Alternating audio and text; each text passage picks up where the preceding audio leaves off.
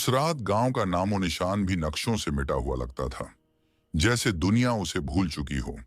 चारों तरफ फैले खेत, बीच में सिमटा हुआ छोटा सा गांव, कच्चे घर, टिमटिमाते दिए और उन दियों से भी ज्यादा कांपते लोगों के दिल।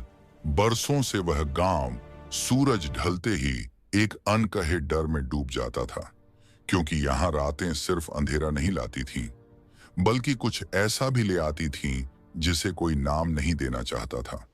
उस दिन भी शाम ढलते ही हवा अचानक ठंडी हो गई। पेड़ों की पत्तियां बिना हवा के ही सरसराने लगीं और गांव के बुजुर्गों की आंखों में एक पुराना डर फिर से जाग उठा। तभी गांव के बाहर कच्चे रास्ते पर एक औरत दिखी, सिर से पांव तक काले कपड़ों में लिपटी हुई। उसके बाल जमीन तक घिसट रहे थे, चेहरा ऐसा ढका कि मानो उसे दिखाने से भी रात डरती हो।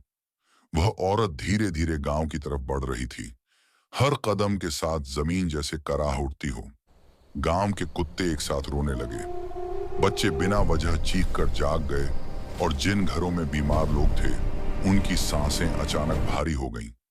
किसी ने खिड़की से झांकने की हिम्मत की तो देखा कि उस औरत के पैर जमीन पर पड़ ही नहीं रहे थे।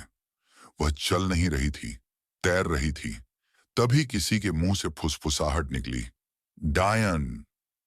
और बस यही शब्द पूरे गांव में आग की तरह फैल गया।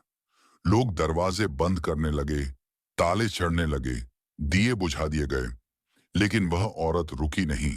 वह हर घर के सामने कुछ पल ठहरती, जैसे किसी को सूंघ रही हो, जैसे किसी नाम को याद कर रही हो, और फिर आगे बढ़ जाती। गांव के बीचों बीच एक पुराना पीपल का पेड़ था, जिसके बारे में कहा जाता था कि वहां आत्माएं मोह रहती हैं। वहीं जाकर वह औरत रुक गई और पहली बार उसने अपना चेहरा उठाया। उसकी आंखें नहीं थीं, बस काले गड्ढे थे जिनमें देखने वाला अपना डर देख ले।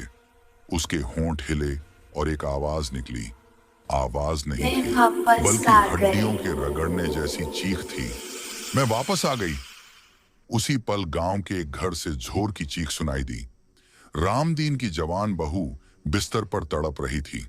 उसकी गर्दन पर काले निशान उभर रहे थे, जैसे किसी ने अदृश्य हाथों से उसका गला दबा दिया हो। लोग दौड़े, लेकिन जैसे ही उस कमरे में घुसे, हवा इतनी ठंडी हो गई कि सांस लेना मुश्किल हो गया। औरत बेहोश हो चुकी थी, लेकिन उसकी आंखें खुली थीं और मुंह से एक ही शब्द निकल रहा था, मां, मां। गांव के बुजुर्ग कांपते हुए बोले, सालों पहले जिसे जलाया था वही लौटी है।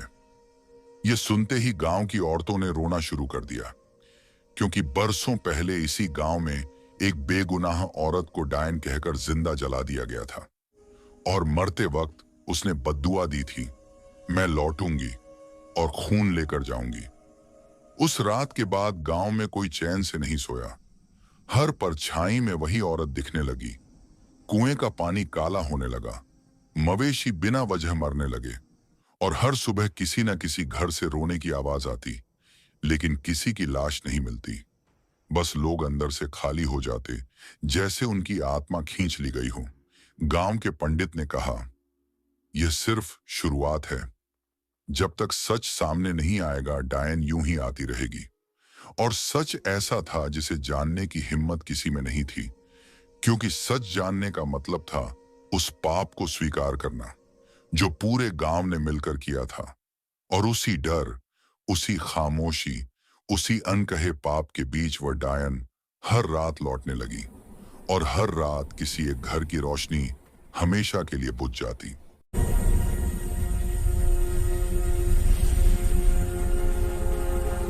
अगली रात गांव पर अंधेरा कुछ ज्यादा ही भारी होकर उतरा, जैसे आसमान खुद गांव को दबाने आ गया हो। चांद बादलों के पीछे छिपा था और हवा में सड़ी हुई मिट्टी की बदबू फैल चुकी थी। रामदीन की बहू होश में तो आ गई थी, लेकिन उसकी आवाज हमेशा के लिए चली गई थी। वह बस दीवार की तरफ देखकर कांपती रहती, जैसे वहां कोई खड़ा हो। उसी रात गांव के चौकीदार भूरा ने पीपल के पेड़ के नीचे हल्की सी रोशनी देखी। डरते डरते जब वह पास गया तो देखा कि वहां राख बिखरी हुई है, बिल्कुल वैसी ही जैसी इंसान के जलने के बाद बचती है। तभी पीछे से किसी ने उसके कान में फूंक मारी। दर्द कैसा होता है, भूरा पलटा तो कोई नहीं था, लेकिन उसकी पीठ पर जलन के निशान उभर चुके थे। वह चीखता हुआ भागा और सुबह तक मर चुका था। उसका शरीर सही था, पर उसकी आंखें जली हुई थीं, जैसे उसने आग को बहुत पास से देखा हो। अब गांव में यह साफ हो गया कि डायन किसी एक को नहीं, बल्कि पूरे गांव को सजा देने आई है। बुजुर्गों ने पंचायत बुलाई और मजबूरी में उस पुराने कांड की बात खुली। बरसों पहले गांव में अकाल पड़ा था, बच्चे मर रहे थे, फसलें सूख गई थीं। तभी गांव के पंडित ने कहा था कि किसी डायन की वजह से ये सब हो रहा है। शक गया था एक अकेली औरत पर, लच्छो पर, जिसका पति मर चुका था और जो पीपल के पास ही रहती थी। लच्छो निर्दोष थी, लेकिन उसकी सुंदरता, उसका अकेलापन और लोगों का डर उसे डायन बनाने के लिए काफी था। उसे बांधकर उसी पीपल के नीचे जिंदा जला दिया गया और जलते वक्त उसने किसी को बद्दुआ नहीं दी, बस रोते हुए कहा था, अगर मैं बेगुनाह हूं तो मेरी आत्मा तुम्हें कभी चैन से नहीं सोने देगी। और आज वही आत्मा लौटी थी। उसी रात पंचायत के बाद जब लोग घर लौटे तो हर घर के दरवाजे पर राख की एक लकीर बनी मिली। जिन घरों में उस रात भी दिए जले रहे, वहां से सुबह चीखें आईं। किसी का बच्चा गूंगा हो गया, किसी की मां पागल, किसी का पिता बिना जख्म के मर गया। और लोगों ने देखा कि डायन अब और भी साफ दिखने लगी है। उसके जले हुए चेहरे से टपकती काली आग, उलटी घूमी हुई गर्दन और पेट से आती बच्चों के रोने जैसी आवाज।